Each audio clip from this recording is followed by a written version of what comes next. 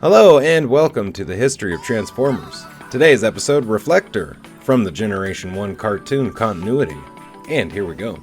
Reflector is infamous as the king of mass shifting. He is three separate robots, named Spectro, Spyglass, and Viewfinder, each only slightly shorter than Soundwave, and each one's alt mode being a different component of a camera small enough to fit into Megatron's hand. Reflector is unique among the Decepticons. He is three robots who talk and act in unison as a single mind in three bodies.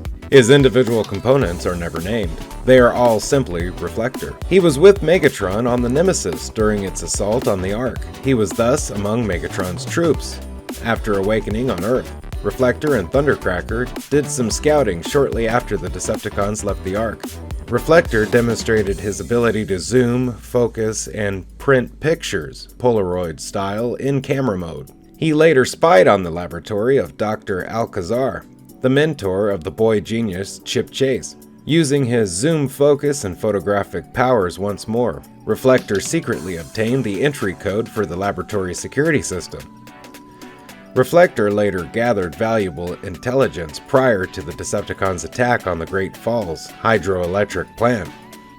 Useful through his reconnaissance abilities, he also proved a less glamorous contribution to the Decepticons' early Earth campaigns, Forces of Nature.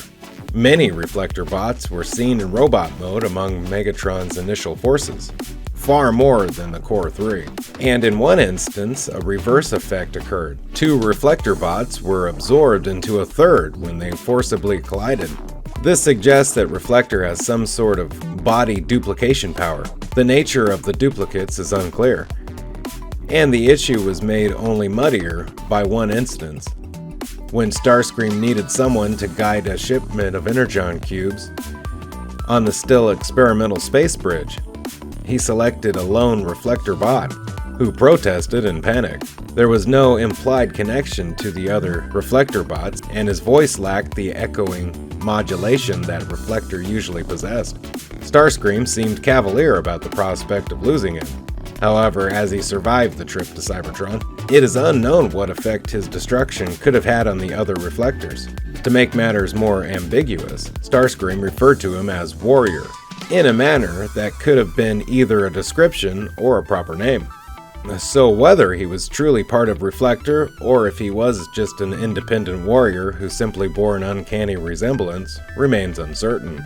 Later, two Reflector bots were seen on Cybertron assisting Starscream transporting an injured Dr. Arkeville. As time went on, Reflector bots became scarcer and scarcer. Even the core three were seldom seen. The last very brief sighting was during the Great Battle of Autobot City.